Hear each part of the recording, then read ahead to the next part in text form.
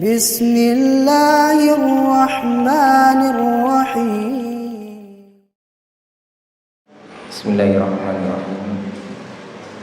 Assalamualaikum warahmatullahi wabarakatuh.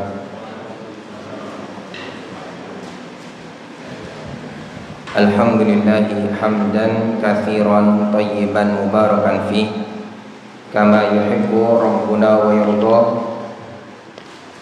Wassalatu wassalamuhu ala rasulihil karim wa alihi wa sahbihi wa sallama tasliman katsira. Segala puji hanya milik Allah Subhanahu wa taala yang telah menciptakan kita, mengatur kita, memelihara kita, memberikan rezeki kepada kita, yang tiada ilah yang hak disembah melainkan Dia semata, yang memiliki nama-nama yang husna dan sifat-sifat yang mulia. Salawat dan salam semoga senantiasa tercurah limpahkan kepada Rasul kita Nabiullah Muhammad sallallahu alaihi wasallam, kepada keluarganya, sahabatnya, tabi'in, tabi'ut tabi'in, para ulama ahli sunnah wal jamaah, dan kepada kita semua yang berusaha mengikuti jejak beliau dengan baik. Mudah-mudahan kita bersama digolongkan oleh Allah Subhanahu wa taala termasuk golongan orang-orang yang mengikuti jejak beliau dengan baik. Amin ya rabbal alamin. Kita juga berdoa kepada Allah Subhanahu wa taala, mudah-mudahan Allah Subhanahu wa taala senantiasa memberikan keikhlasan, keistiqomahan, kesabaran dalam setiap aktivitas ibadah kita. Semoga Allah mudahkan segala urusan kita, semoga Allah lindungi kita dari segala macam musibah, bala maupun wabah penyakit.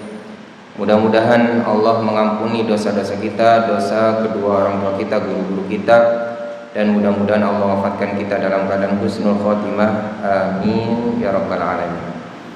Ikhwatal iman rahimani Allah wa iyyakum jami'an, para bapak, ibu, ikhwan, akhwat jamaah kajian Masjid Al-Jariyat Ats-Tsalath Surabaya yang semoga dirahmati, diberkahi, dan diberikan taufik oleh Allah Subhanahu wa taala. Pertama-tama marilah kita bersyukur kepada Allah Subhanahu wa taala, malam hari ini kita masih diberikan kesehatan, kesempatan, iman, Islam, sehingganya kita masih diberikan kesempatan, kemudahan oleh Allah untuk bisa hadir di majelis ilmu ini dalam keadaan sehat walafiat. Mudah-mudahan majelis kita diberkahi oleh Allah, bisa menambah ilmu, wawasan, iman dan takwa kita kepada Allah Subhanahu wa taala. Dan mudah-mudahan majelis kita ini diberikan keistiqomahan oleh Allah Subhanahu wa taala dan keberkahan. Amin ya rabbal alamin. Ikhwatal iman rahimani Allah wa iyyakum jami'an, para bapak, ibu, ikhwan, akhwat rahimani Allah wa iyyakum jami'an. Kita akan lanjutkan kajian kita dari kitab Taisirul Karimir Rahman fi Tafsiri Kalamil Mannan, atau yang kita kenal dengan Tafsir As-Sa'di pada bagian Juz Amma. Kitab ini disusun oleh Syekh Abdurrahman Ibn Nasir As-Sa'di rahimahullah, atau yang kita kenal dengan Syekh As-Sa'di rahimahullah. Semoga Allah merahmati beliau, mudah-mudahan Allah lapangkan kubur beliau, dan mudah-mudahan Allah jadikan kitab ini sebagai amal jariyah beliau yang pahalanya terus mengalir kepada beliau. Amin ya rabbal alamin. Ikhwatal iman rahimani Allah wa iyyakum jami'an. Pada pertemuan sebelumnya kita masih dalam pembahasan tafsir dari surah Al-Buruj. Tafsir dari surah Al-Buruj. Baik, barakallahu fikum. Dan kemarin kita telah sampai pada ayat Qutila ashabul ukhdud, ayat yang keempat. Ayat yang keempat, Qutila ashabul ukhdud. Baik, barakallahu fikum, silakan dibaca tafsirnya.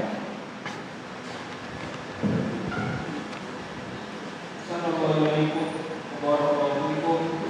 قال المؤلف رحمه الله: والأخدود الأمر التي تكبر في الأرض.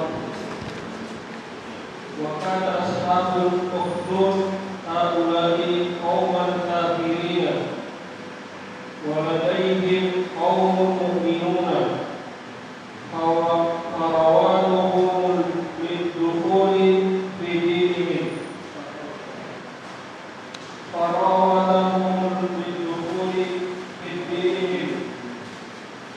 فامتنع المؤمنون من ذلك وشق الكافرون أحزارا في الأرض وقذفوا فيها النار وقعدوا حولها فتنوا المؤمنين وأرضوهم عليها فمن استجاب لهم أثبتوه ومن استمر على الإيمان فذوقوا قذفوه بالنار وهذا في غاية المحاربة الله ولحزبه المؤمنين ولهذا لعنهم الله وأهلكهم وتوعنهم وتوعنهم فقال قتل أصحاب الأخدود ثم نصر الأخدود بقوله ثم فسر الأخدود بقوله النار ذات الوقود إذ هم عليها قعود وهم على ما يفعلون بالمؤمنين شهود. وهذا من أعظم ما يكون من تجبر وقسوة القلب لأنهم جمعوا بين الكفر بآية الله ومعاندتها ومحاربة أهلها وتعذيبهم بهذا العذاب الذي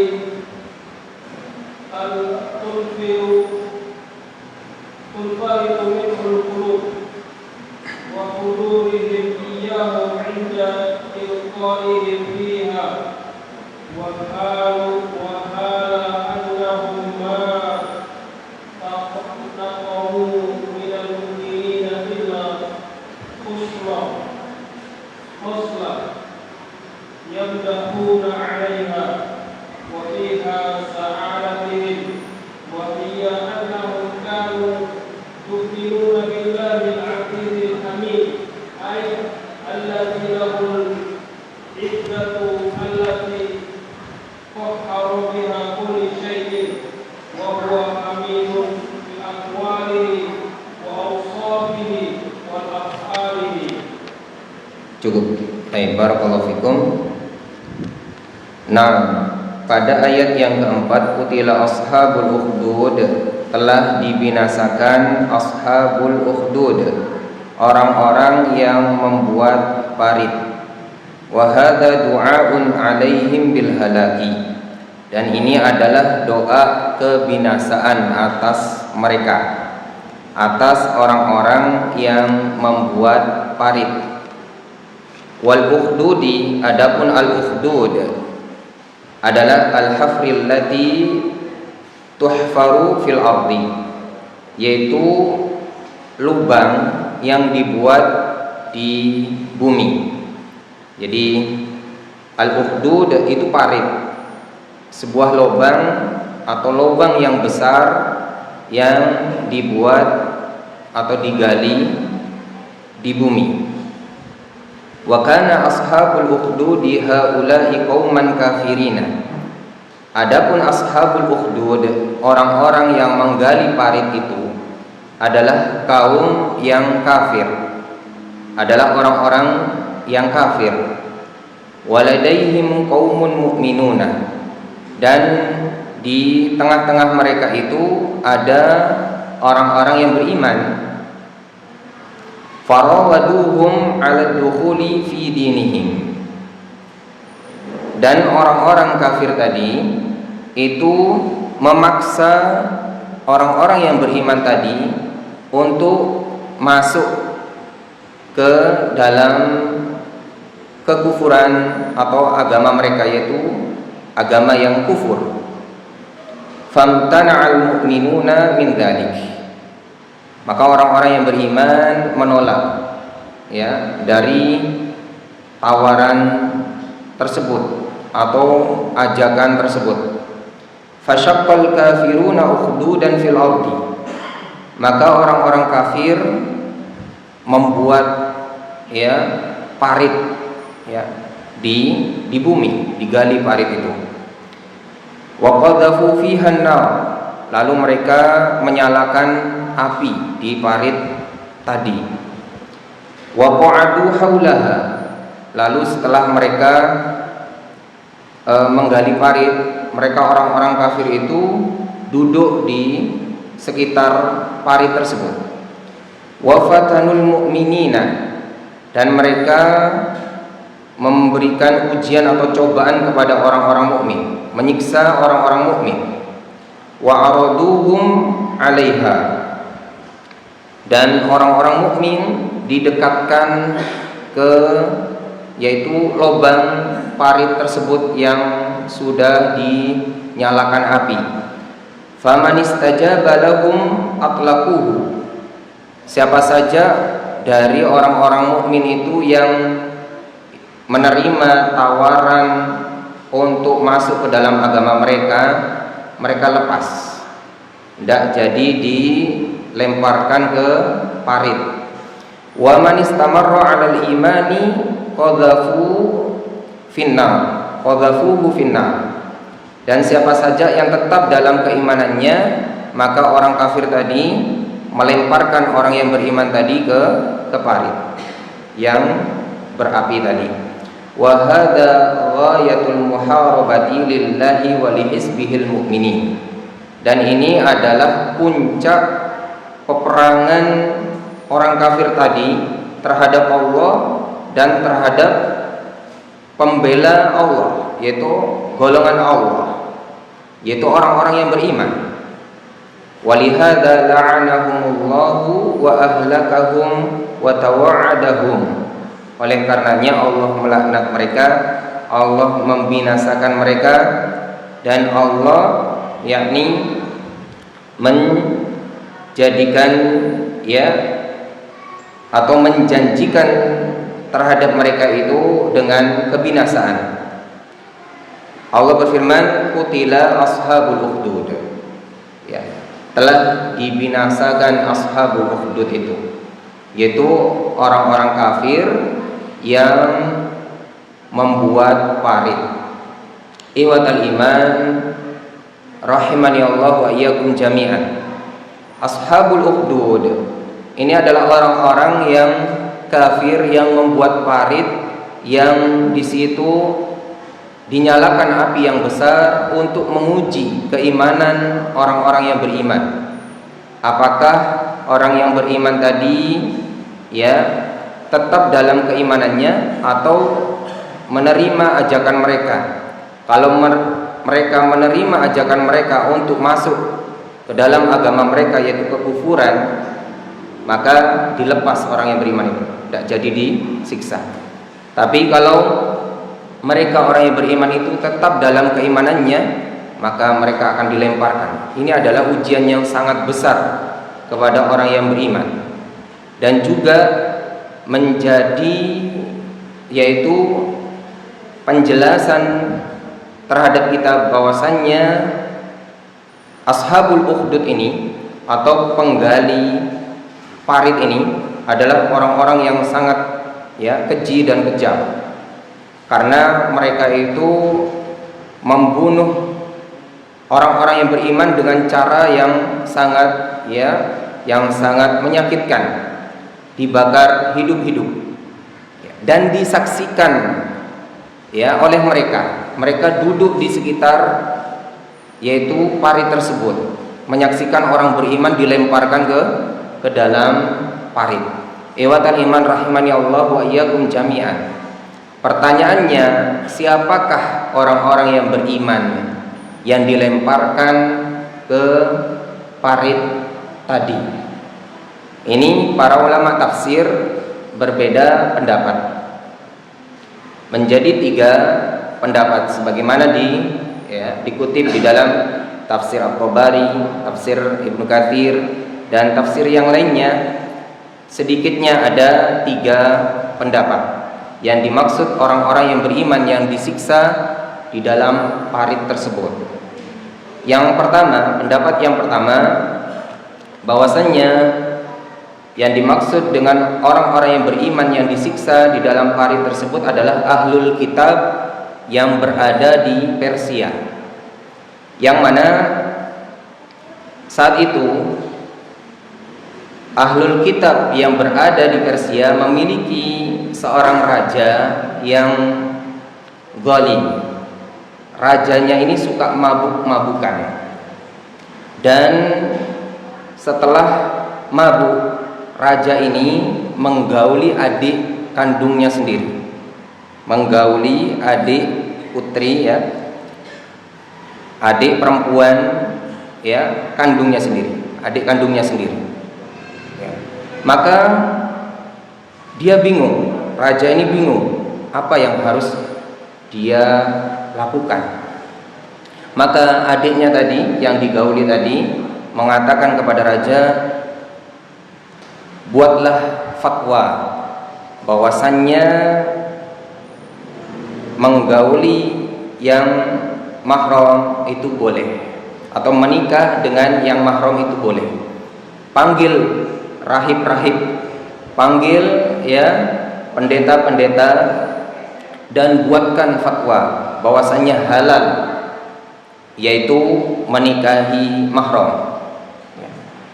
Dipanggil rahib-rahib dan ahlul kitab agar menyetujui permintaan raja tadi. Namun rahib-rahib tidak ada yang setuju.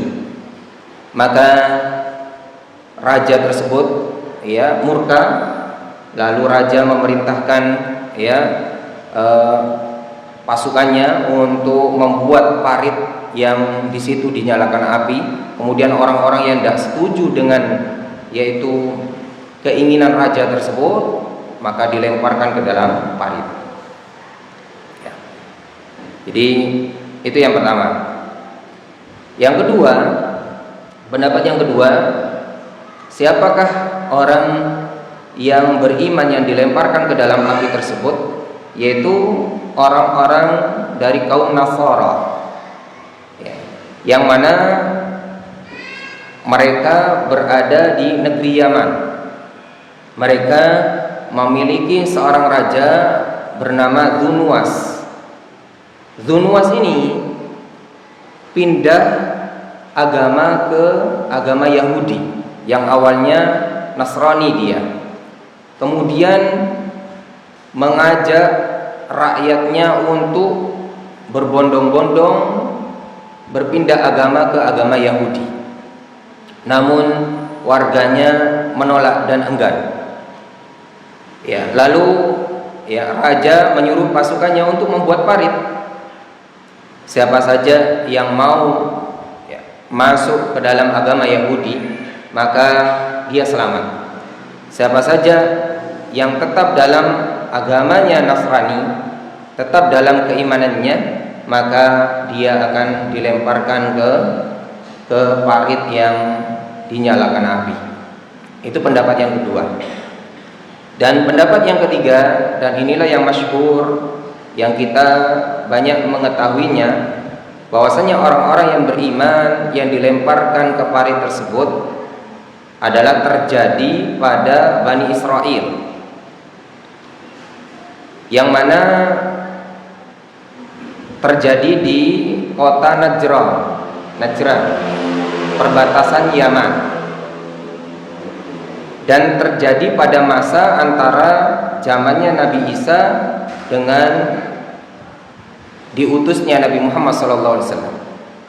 Terjadinya yaitu penyiksaan terhadap orang-orang yang beriman ini oleh ashabul ukhdud. Ini terjadi perkiraan antara masanya Nabi Isa sampai diutusnya Nabi Muhammad sallallahu alaihi wasallam.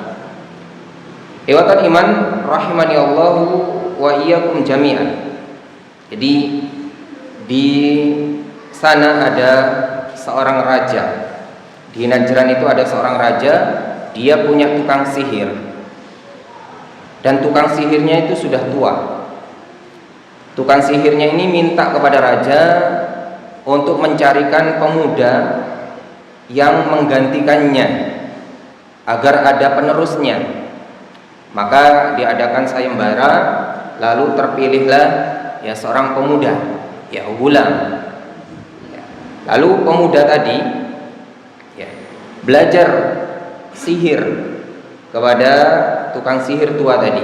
Namun di tengah perjalanan dia melewati rahib. Rahib itu pendeta, pendeta Nasrani yang saleh. Dia mampir ke rahib tadi dan rahib mengajarkan tentang tauhid, tentang rububiyah, bahwasanya kita ini diciptakan oleh Allah, alam semesta ini diciptakan oleh Allah, kita harus menyembah Allah, diajarkan tasbih, diajarkan memuji Allah dan seterusnya. Sehingga membuat pemuda tadi itu takjub dengan ajaran rahib tadi. Kemudian setelah belajar rahib tadi, lanjut perjalanan ke tukang sihir, karena memang tujuannya adalah dia belajar ke tukang sihir. Namun mampir tadi ke rahib. Ketika tiba di tempat tukang sihir, dia terlambat. Pemuda tadi terlambat, dipukul oleh tukang sihir. Kenapa kamu terlambat? Namun sudah disiapkan jawabannya oleh pendeta. Nanti kalau kamu ditanya kenapa terlambat, masih ada urusan dengan keluarga. Jangan jawab belajar ke tukang sihir. Nah, akhirnya setiap hari berjalan seperti itu. Jadi pemuda tadi datang ke rahib, datang ke tukang sihir. Ia belajar tentang agama, juga belajar sihir. Suatu ketika pemuda tadi itu melewati suatu jalan, yang di jalan itu ada binatang yang sangat besar yang menghalangi warga untuk melewatinya. Maka saat itulah pemuda tadi ingin membuktikan ilmunya siapa yang lebih benar. Apakah ilmunya yang dia dapatkan dari rahib ataukah yang dia dapatkan dari yaitu tukang sihir. Maka pemuda tadi atau gulam tadi itu mengambil sebuah batu dan dia berdoa, ya Allah, jika memang yaitu pendeta atau rahib itu yang benar, maka dengan izin-Mu ya Allah, matikan atau jatuhkan binatang besar tersebut. Dilempar oleh yaitu pemuda tadi dan robohlah binatang besar tersebut. Akhirnya warga bisa lewat atau rakyat bisa lewat. Dan tidak cukup di situ, banyak yaitu kelebihan-kelebihan yang Allah berikan terhadap pemuda tersebut. Allah takdirkan pemuda tersebut bisa bisa mengobati yaitu orang yang buta, juga bisa mengobati orang yang terkena kusta dan berbagai macam penyakit yang banyak saat itu. Dengan izin Allah, orang yang berobat terhadapnya sembuh. Sehingga masyhur pemuda tadi itu dia bisa mengobati, tentunya kesembuhan dari Allah Subhanahu wa taala. Banyak orang yang sakit sembuh dari wasilah pemuda tadi. Dan setiap pemuda tadi itu mengobati selalu mengatakan bahwasannya yang menyembuhkan adalah Allah Subhanahu wa taala. Dia berdakwah bahwasannya yang menyembuhkan bukan saya, tapi yang menyembuhkan adalah Allah Subhanahu wa taala. Selalu disampaikan seperti itu. Sehingga semakin hari semakin banyak orang yang beriman. Semakin hari semakin banyak orang yang beriman. Sampailah berita itu kepada sahabat raja. Sahabat raja juga kebetulan buta, datang kepada pemuda tersebut dan menjanjikan hartanya yang banyak. Ya, kamu kalau bisa menyembuhkanku, kamu akan saya berikan, kata sahabat raja tadi, ya, hartaku ini semuanya. Maka pemuda tadi mengatakan, yang menyembuhkanmu bukan saya, tapi yang menyembuhkanmu adalah Allah Subhanahu wa ta'ala. Dengan izin Allah, maka sahabat raja tadi sembuh. Dengan izin Allah, sahabat raja tadi sembuh. Maka tentunya diketahui oleh raja, kamu siapa yang menyembuhkan? Maka sahabat raja tadi menjawab, yang menyembuhkanku adalah Robnya Ghulam dan Rob kita semua dan Robmu, yaitu Allah Subhanahu wa ta'ala. Maka raja murka. Akhirnya raja memanggil pemuda tadi, ya, dipanggil ke kerajaan dan ditanya, ya, kamu diajari siapa? Bukankah kamu belajar kepada yaitu tukang sihir? Maka ya setelah diinterogasi, maka disebutlah nama pendetanya. Pendetanya dipanggil, kemudian ya pendeta tadi dipaksa untuk ya yaitu keluar dari keimanannya atau yaitu kufur, namun tidak mau. Akhirnya pendeta tadi dipotong lehernya, digergaji, ya, putus kepalanya. Kemudian juga sahabat raja tadi juga dipaksa untuk ya kembali kufur, tidak mau. Maka digergaji juga yaitu kepalanya, sehingga ya sahabat raja maupun pendeta itu meninggal. Maka tinggallah pemuda tadi. Pemuda tadi dipaksa untuk yaitu kembali kepada kekufuran, ya, dan meninggalkan keimanannya. Maka pemuda tadi itu disuruh untuk ke bukit, dibawa oleh pasukan raja, dibawa ke bukit. Mungkin nanti ketika perjalanan menuju bukit, mungkin akan ya pemuda tadi akan meninggalkan keimanannya dan kembali kufur. Maka ternyata tidak, sampai ya di atas bukit ketika pemuda tadi hendak didorong oleh pasukan raja agar celaka, agar mati, maka ya dengan izin Allah ya terguncanglah ya gunung tersebut, sehingga ya yang jatuh malah pasukan raja. Pemuda tadi selamat. Namun pemuda tadi kembali ke raja lagi. Ya, ini kalau kita mungkin sudah kabur ya. Ini pemuda tadi balik lagi ke raja tadi. Akhirnya raja menyuruh pasukannya lagi untuk membawa ke laut, untuk ditenggelamkan di lautan, di tengah laut. Nanti kalau sudah di tengah laut, lemparkan pemuda tadi. Mungkin dalam perjalanan dia bisa ya meninggalkan keimanannya. Ternyata tidak. Di tengah laut terjadi ombak yang sangat besar, malah yang tenggelam siapa? Pasukannya raja, dan yang selamat malah pemuda tadi. Akhirnya balik lagi pemuda tadi ke raja, ya, balik. Dan pemuda tadi mengatakan, kamu tidak akan bisa membunuh saya sebelum Anda menerima syarat dari saya. Apa itu syaratnya? Kumpulkan ya masyarakatmu atau masyarakat Anda, rakyat Anda, dan panahlah saya di hadapan mereka dengan mengatakan Bismillahi Rabbil Ghulam, dengan nama Allah, dengan Tuhannya, dengan nama Tuhannya pemuda ini. Maka betul dilaksanakan, dikumpulkan yaitu rakyat atau masyarakat saat itu, dan dipanahlah yaitu pemuda tadi dengan ucapan Bismillahi Rabbil Ghulam, dengan nama Allah Tuhannya pemuda ini, dengan nama Allah Tuhannya pemuda ini, dengan suara keras dan didengar oleh rakyat masyarakat saat itu. Maka ketika itu pemuda itu wafat, ya, terkena di pelipisnya, dan seluruh rakyat atau masyarakat, ya, saat itu beriman kepada Allah Subhanahu wa taala. Kami beriman kepada Tuhannya Ghulam atau Tuhannya pemuda tersebut. Maka kewalahan raja, niatnya ingin membunuh pemuda, malah rakyatnya beriman semua.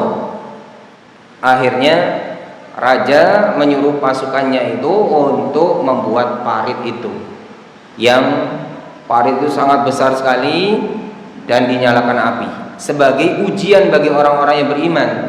Apakah orang-orang yang beriman itu mau meninggalkan keimanannya ataukah tidak? Bagi yang mau meninggalkan keimanannya, selamat. Bagi yang tidak mau meninggalkan keimanannya, akan dilempar.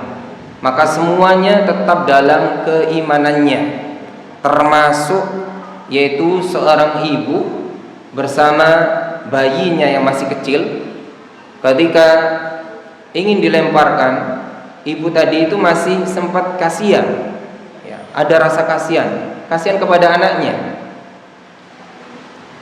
Maka saat itu ada yaitu keajaiban dari Allah Subhanahu wa taala, dijadikan anak kecil tadi, bayi tadi yang asalnya tidak bisa bicara, dikehendaki oleh Allah bisa bicara. Sabarlah ibuku, karena ibu dan saya berada di dalam kebenaran. Maka ibu dan anak tadi dilempar ke dalam parit dan semuanya, ya, meninggal dalam keadaan keimanan. Iwatal iman rahimani Allah wa iyyakum jami'an. Dan inilah yang banyak diriwayatkan oleh para ulama berkenaan dengan tafsir dari Ashabul Ukhdud ini. Iwatal iman rahimani Allah wa iyyakum jami'an. Kita langsung saja masuk ke ini tafsir selanjutnya. Tsumma fassara al-ukhdud biqaulihi an-nari dzatil waqud idhum 'alaiha qu'ud. Kemudian Allah menjelaskan al-ukhdud itu, yang dimaksud dengan al-ukhdud itu dengan firman-Nya an-nari dzatil waqud, yaitu api yang dinyalakan, ya, dengan yaitu kayu, ya, yang dinyalakan dengan kayu bakar.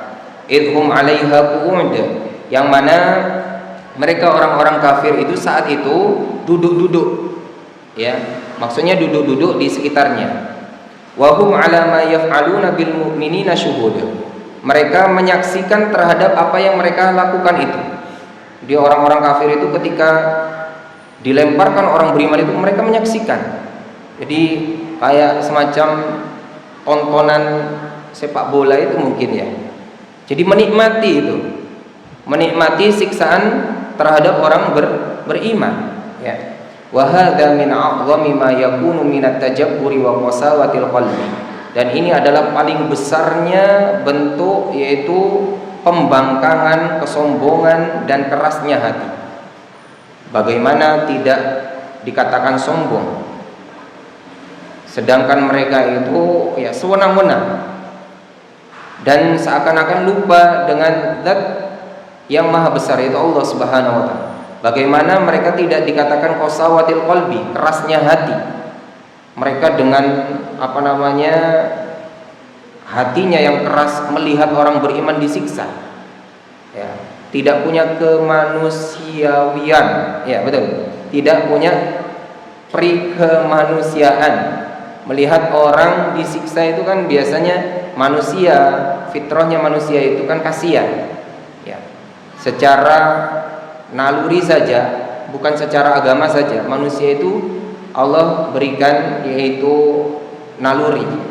Namun kerasnya hati mereka itu, keringnya hati mereka itu membuat mereka, ya, tidak kasihan kepada orang yang beriman.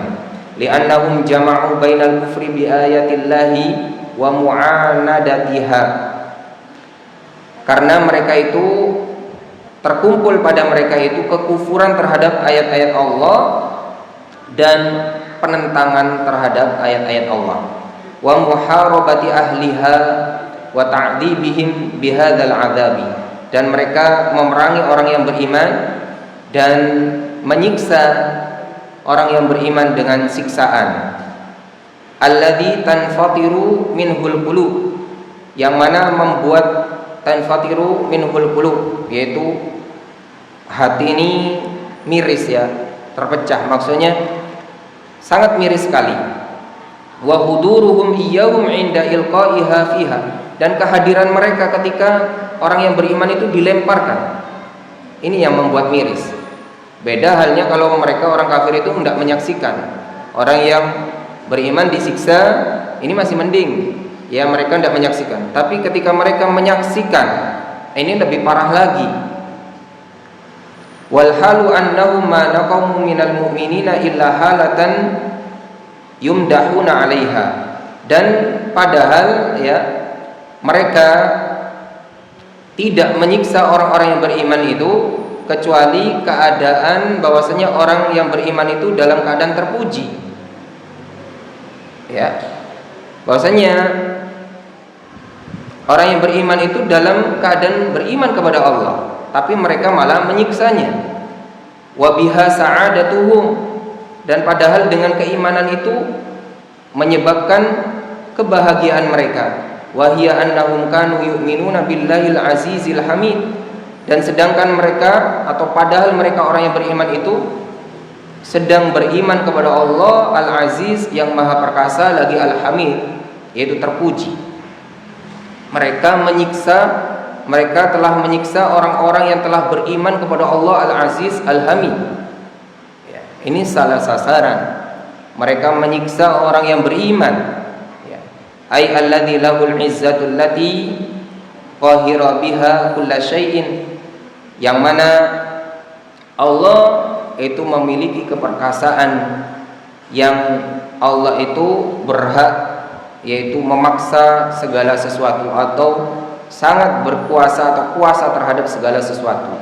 Wa huwa hamidun fi aqwalihi wa af'alihi wa awsafihi, dan dialah Allah yang maha terpuji dalam hal ucapannya, perbuatannya, dan sifat-sifatnya.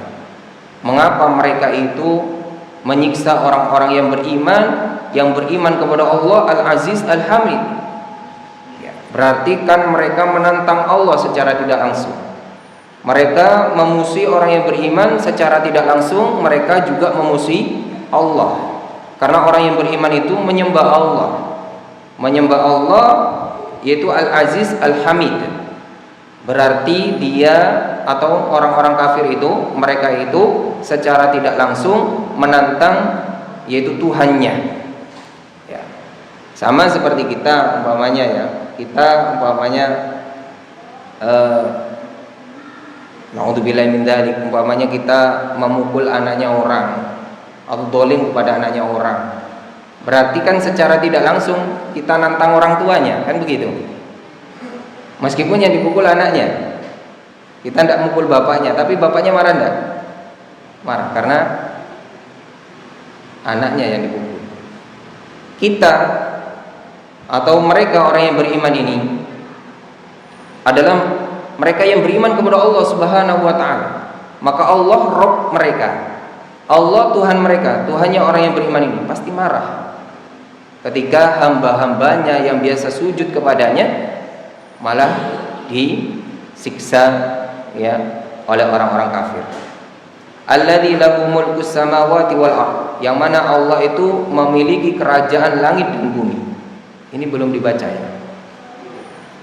Belum. Kurang berapa menit ini? 8 menit.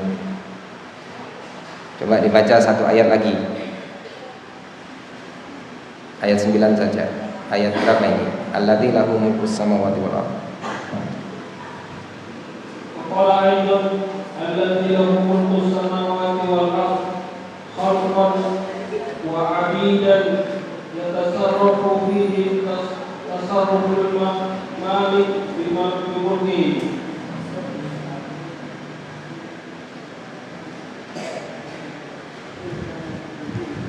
khalqan wa 'abidan yatasarrafu. Sampai situ. Ya sudah, nanti saya yang melanjutkan. Maksudnya 2 ayat ya. Saya yang keliru tadi. Alladzi lahu mulkus samawati wal ard, yang mana Allah itu memiliki kerajaan langit dan bumi. Khalqan wa 'abidan, ya, yaitu manusia. Wa 'abidan dan hamba, ya. Yatasarrafu fihim bima yasha. Allah ya memperlakukan mereka itu dengan apa yang Dia kehendaki. Manusia dan hamba-hambanya serta alam semesta ini sebenarnya semua ya makhluk ya itu dalam ya kekuasaan Allah, dengan kehendak Allah. Wallahu ala kulli syai'in syahid, dan Allah terhadap segala sesuatu itu maha menyaksikan. Ilman wa sam'an wa basiran wa basaran, secara ilmu, pendengaran dan penglihatan. Maksudnya Allah syahid, menyaksikan itu. Maksudnya Allah mengetahui kita, Allah mendengar kita, Allah melihat kita. Afala khafa haula'il mutamarriduna 'alaihi ay ya'khudhahum al-'azizu al-muqtadiru. Tidakkah mereka itu takut ya terhadap ya, tidakkah mereka al-mutamarridun, orang-orang yang membangkang itu takut terhadap Allah, bahwasanya Allah akan menyiksa mereka, bahwasanya Allah Al-Aziz Al-Muqtadir yang maha perkasa lagi maha kuasa akan menyiksa mereka. Tidakkah mereka takut? Au ma alimu kulluhum annahum jami'uhum mamaliku lillah, ya. Atau tidakkah mereka mengetahui semuanya bahwasanya mereka itu seluruhnya milik Allah? Tidakkah mereka merasa bahwasanya mereka semua ini adalah milik Allah? Laisa li ahadin ala ahadin sultatun. Tidak ada ya seorang pun ya terhadap seorang yang lainnya kuasa min duni idnil malik, tanpa seizin ya zat raja, zat yang maha raja yaitu Allah. Au khufiya alaihim annallaha muhitun bi'amalihim, atau ya tidakkah ataukah mereka tersembunyi atas mereka itu bahwasanya Allah itu meliputi terhadap amal mereka. Maksudnya Allah mengetahui amal mereka. Mujazihim 'alaiha, dan Allah akan membalas atas perbuatan mereka. Kalla innal kafira fi ghurur. Sekali-kali tidak, sesungguhnya orang kafir itu ya sedang dalam keadaan ghurur, tertipu. Wal jahilu fi aman wa dhalalin, dan orang yang jahil berada dalam kebutaan dan kesesatan. An sawa'is sabil, dari jalan yang lurus. Barakallahu fikum. Mungkin itu saja yang bisa disampaikan. Bisa dilanjutkan dengan tanya jawab. Barakallahu fikum. Nggih. Bapak ini.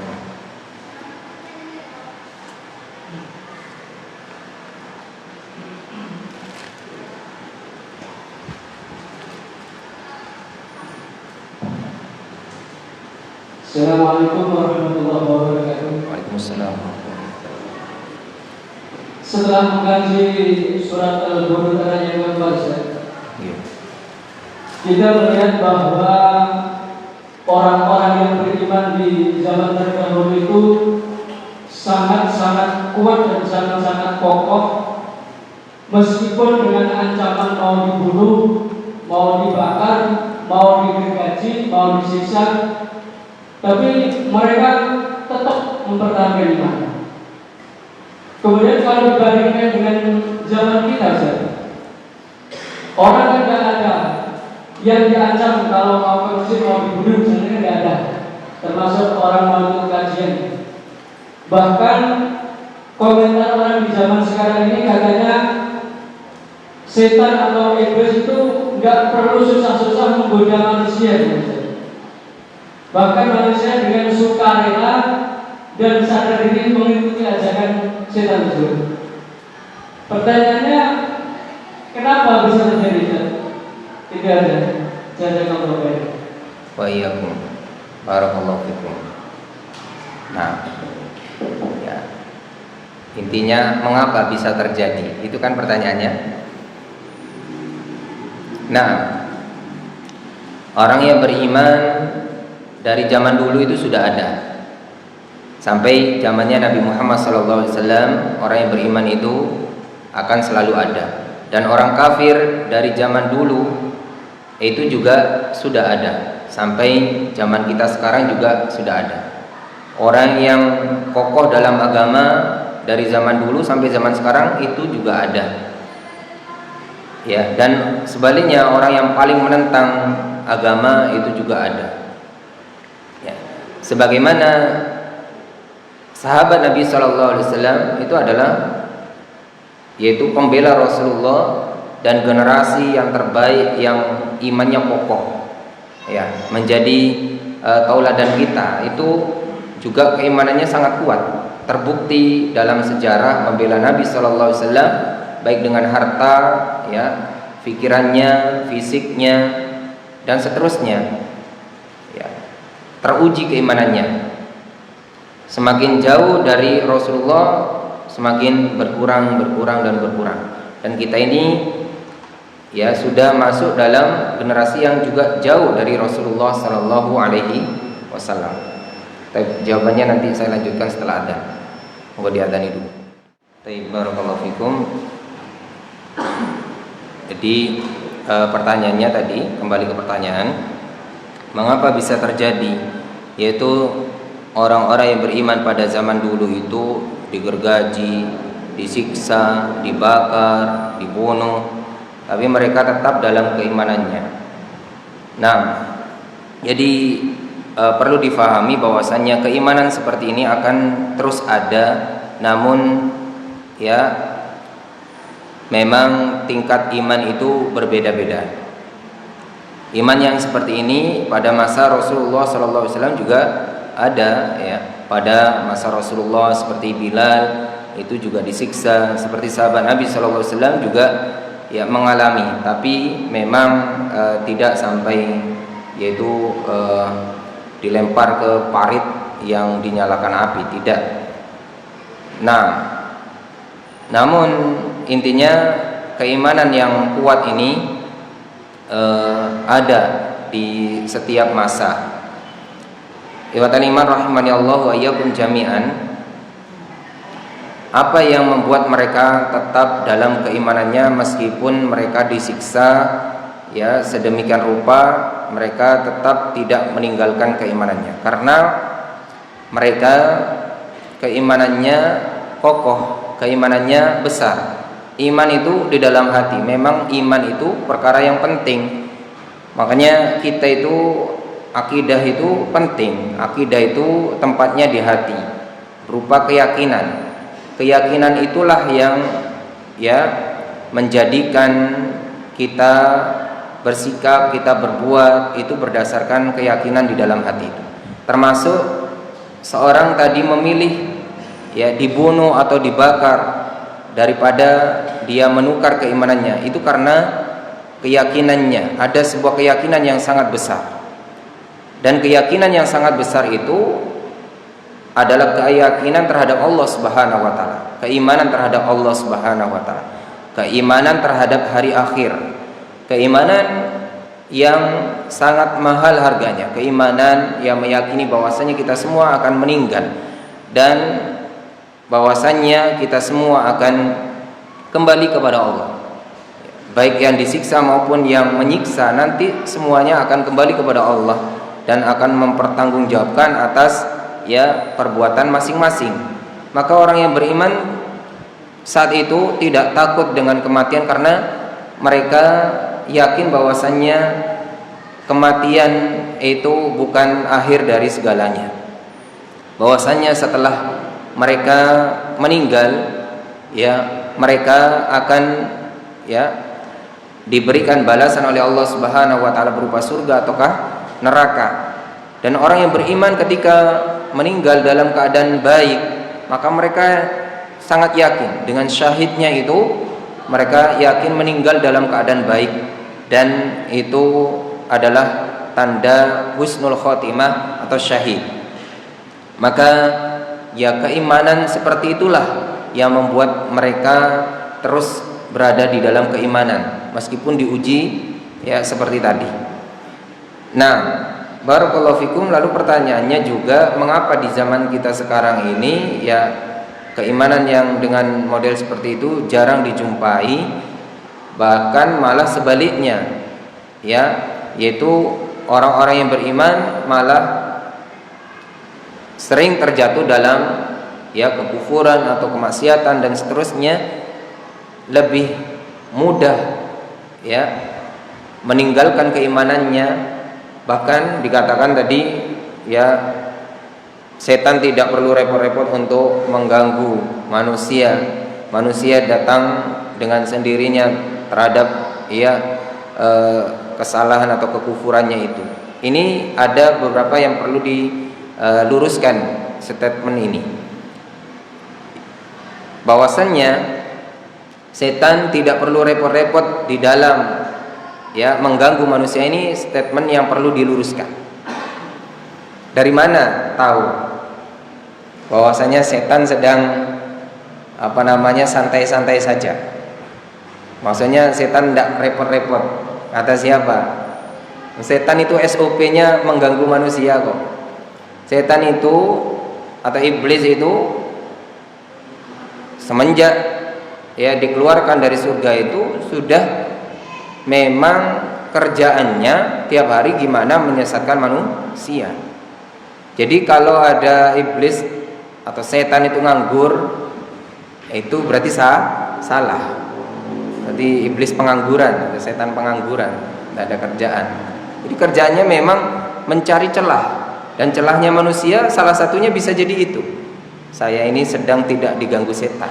Bisa jadi memberikan was-was kepada manusia bahwasanya kita ini sedang tidak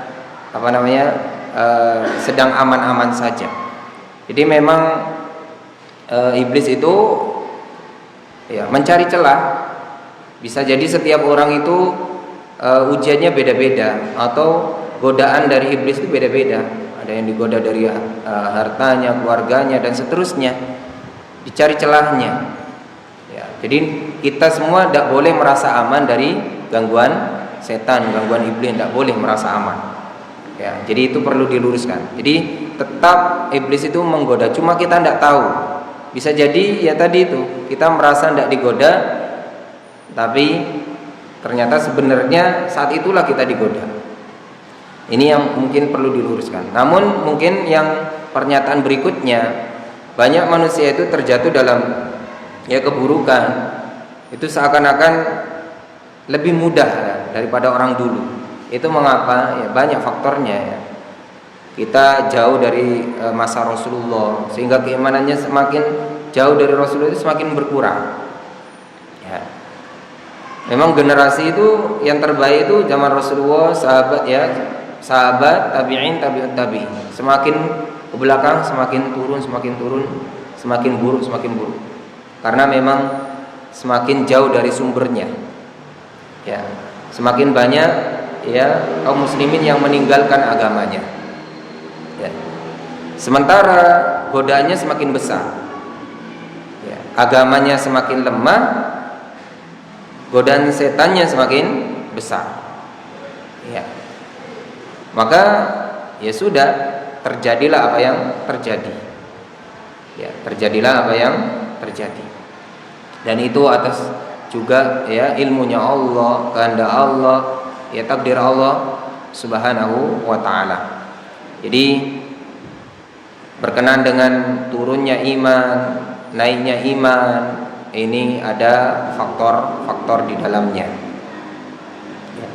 Mungkin juga masih ada orang dengan kadar keimanan seperti yang disebutkan pada kisah Ashabul Ukhdud ini di zaman kita sekarang. Bisa jadi ada, cuma kita tidak tahu. Ya. Coba kita perhatikan saudara-saudara kita di Gaza itu. Ya. Mungkin Ya kalau kita jadi mereka, mungkin ya dengan keimanan kita ini sepertinya kita tidak sanggup sepertinya. Ya. Coba kita yang jadi mereka, setiap hari dibom, setiap hari ya sana sini ditembaki, rumah kita dihancurkan, makanan ya ditahan, kelaparan, tidak punya rumah. Mungkin kita sudah bawanya mati saja, atau ya menyerah saja, atau ya keluar dari negerinya dan seterusnya kan, dengan keimanan kita sekarang. Ya kita husnudzon dan harus berhusnudzon, berarti saudara kita di sana itu keimanannya adalah keimanan yang di atas rata-rata. Ya beda keimanan dengan kita. Karena memang keimanan itu baru teruji ketika ada ujiannya. Kita ini sekarang ini belum bisa memastikan keimanan kita karena tidak ada ujiannya. Ya. Kita nanti baru teruji keimanan kita ketika ada ujiannya. Ya. Dan ujian itu banyak. Tapi barakallahu fikum, mungkin itu sedikit jawaban pada pertanyaan tadi. Ada lagi? Oke. Kalau Mas Furqan sudah sering ya. Dan yang nomor 3 ya. Monggo jenengan dulu. Ini tentang keimanan lagi Pak Ustaz. Jadi kan Pak Ustaz menceritakan atau menjelaskan tentang keimanan orang-orang zaman dahulu yang begitu kuat. Bagaimana hukumnya bila katakanlah saat ini kita di semacam itu, tapi kita mengikuti mereka, tapi hati kita mengingkari, tapi kita tetap pilih. Jadi maksudnya itu supaya kita selamat supaya tidak dibunuh, tetapi hati tetap mengingkari. Assalamualaikum warahmatullahi wabarakatuh. Waalaikumsalam warahmatullahi wabarakatuh. Nah, langsung dijawab saja. Jadi jawabannya boleh. Ya. Boleh kita yaitu menyembunyikan keimanan kita dan yaitu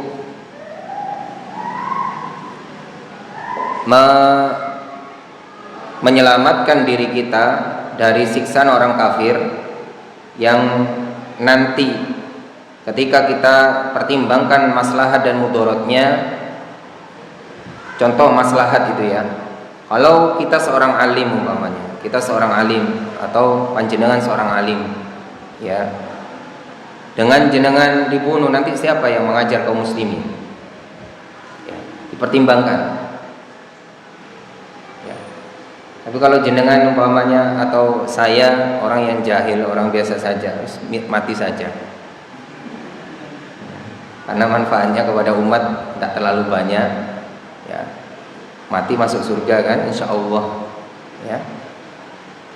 Sedangkan masih banyak orang alim yang bisa mendidik umat ya. Jadi dipertimbangkan. Namun kalau umpamanya jenengan atau kita semua ini tidak jahil juga tidak alim ya boleh milih, silakan. Dipertimbangkan berdasarkan kisahnya Ammar bin Yasir. Ammar bin Yasir ini punya ya, bapak ibu itu disiksa, dibunuh ya, ditombak ya ibunya itu sampai mati di hadapan Ammar bin Yasir ya, disuruh ya kembali ke agama nenek moyang tapi tidak mau, dibunuh.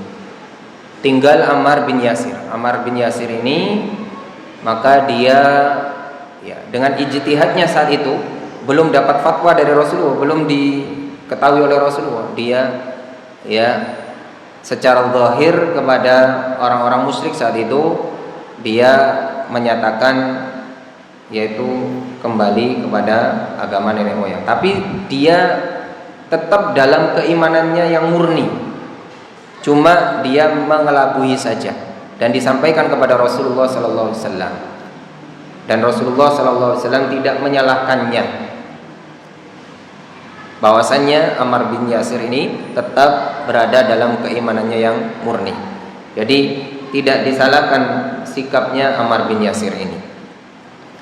Maka ya kaliman rahimani Allah wa iyyakum jami'an, ketika kita dalam posisi yang memang darurat, ya, maka ya boleh milih gitu kan. Ketika dibunuh, ya insya Allah syahid, ya insya Allah syahid, insya Allah wafat dalam keadaan yang baik. Dan ketika kita memilih tidak terbunuh, pertimbangkan, ya, nanti kita itu manfaatnya terhadap umat dan seterusnya, ya. Atau boleh milih, terserah jenengan. Bisa jadi nanti kita umpamanya hidup kan belum tentu juga kita dalam keimanan kan, ya kan? Siapa yang jamin? Bisa jadi pilihan meninggal saat itu, terbunuh saat itu lebih baik. Karena kalau kita hidup belum tentu juga, ya kita tetap dalam keistiqomahan dalam agama ini. Maka ya boleh milih, ya boleh dia memilih, ya. Dan ingat saat itu benar-benar dalam kondisi darurat, bukan dalam kondisi yang ya tenang, tidak ada darurah saat itu, tidak ada darurah saat itu. Ketika ada pilihan lain atau kaum muslimin kuat atau kita punya kawan saudara yang bisa membela kita, maka pilihan yang lain itu bisa jadi pilihan. Kisahnya Ammar bin Yasir ini karena kaum muslimin saat itu masih yaitu minim, sedikit, minoritas. Dan seandainya kaum muslimin membela itu tidak akan menang dengan orang kafir secara zahir, ya. Makanya pilihan-pilihan seperti itu dipertimbangkan. Kalau kita mungkin di masa kita sekarang bisa kita hubungi atau kita bisa memanggil saudara-saudara kita. Kita punya saudara kita banyak, ya. Tapi bisa jadi ketika jenengan tinggal di satu negeri yang di situ minoritas, ya tadi pilihannya dua, boleh milih meninggal saat itu atau boleh ya menyembunyikan keimanannya. Itu Pak. Nggih. Barakallahu fikum. Terakhir. Assalamualaikum. Waalaikumsalam. Ustaz, karena sudah 4 kali mendengar kisah ini dari 3 ustaz berbeda dengan antum 2 kali. Cuma baru muncul pertanyaan ketika yang keempat kalinya. Yang ingin saya tanyakan, kan posisinya itu kan mereka sudah beriman semua ya, masyarakatnya. Posisinya Masyarakatnya ini sudah beriman semua kan, kepada Allah. Kenapa mereka nggak kawal aja adanya? Padahal mereka istilahnya kalau jumlah juga toh mati juga kan, nanti dilempar satu mati juga. Atau salah satu yang menyuarakan ayo kita kawal aja, kenapa? Toh kita mati juga. Toh kita perang belum dulu kita mati semua kan?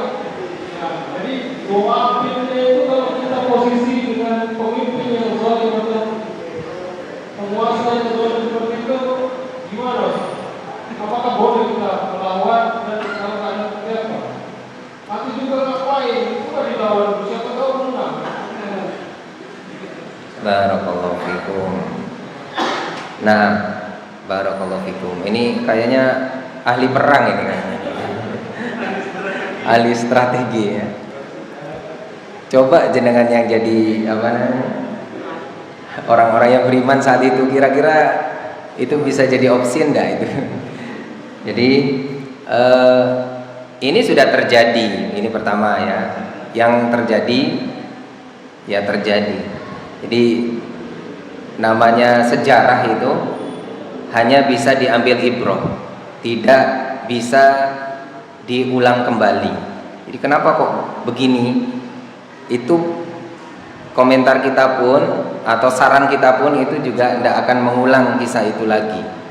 Jadi nggak ada lorong waktu balik ke flashback ke masa lalu diulang lagi ceritanya, akhirnya tidak jadi dilempar, malah melawan ya yaitu pasukan raja. Barakallahu fikum. Berkenaan dengan ashabul ukhdud tadi ya. Kenapa masyarakat yang beriman tadi itu kok tidak menyerang saja, yaitu pasukan raja saat itu kan mayoritas mereka. Ya, pertanyaannya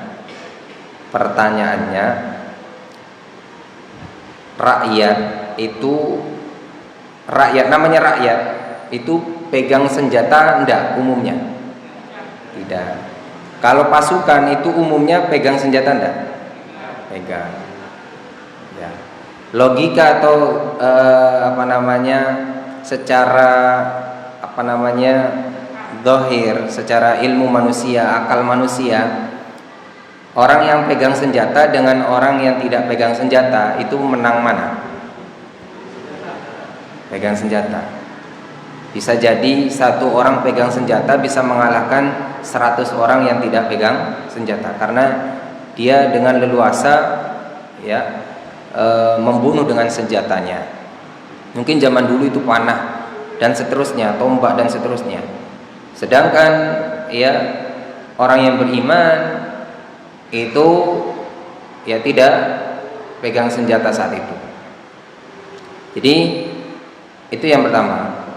Jadi pasukan itu pegang senjata, rakyat tidak pegang senjata. Terus yang kedua, dari mana kita tahu bahwasanya masyarakat saat itu banyak lalu pasukannya pasti sedikit? Belum tentu juga. Bisa jadi pasukannya juga banyak. Ya, jadi pasukan raja itu bisa jadi juga banyak. Orang mereka itu nonton di sekeliling di sekeliling parit itu. Jadi mereka itu banyak juga. Di yang pasukan raja itu yang tetap setia dengan raja itu, raja yang dolim, raja yang kafir tadi itu tetap banyak, bisa jadi, kita tidak bisa memastikan. Dan kondisi-kondisi lainnya yang mengapa mereka memilih untuk tetap dilemparkan ke parit daripada melawan penguasanya. Jadi begitu. Ketika mereka dilemparkan ke dalam parit, dan itu ujiannya untuk mereka, itu pilihan mereka, dan mereka yakin, orang-orang yang beriman itu yakin, bahwasannya mereka akan meninggal dalam keadaan keimanan. Dan juga banyak alasan, diantaranya bisa jadi semakin atau anggapan semakin besarnya ujian, semakin besar pahala. Lebih sakit mana dilempar ke api ataukah ditombak atau dipanah oleh pasukan raja? Dilempar ke api. Bisa jadi ada ketika itu kaum muslimin memilih ujian yang lebih berat. Karena semakin berat ujian orang yang beriman itu, juga pahalanya semakin besar. Dan masih banyak prediksi-prediksi yang kenapa saat itu orang yang beriman memilih untuk dilempar ke parit daripada melawan penguasanya. Banyak kemungkinan. Barakallahu fikum. Nah, cukup ya. Mudah-mudahan bermanfaat. Kurang lebihnya kami mohon maaf. Yang sebesar-besarnya. Kita tutup dengan kafaratul majlis. Subhanakallahumma wa bihamdika asyhadu an la ilaha illa anta astaghfiruka wa atubu ilaik. Wassalamualaikum warahmatullahi wabarakatuh.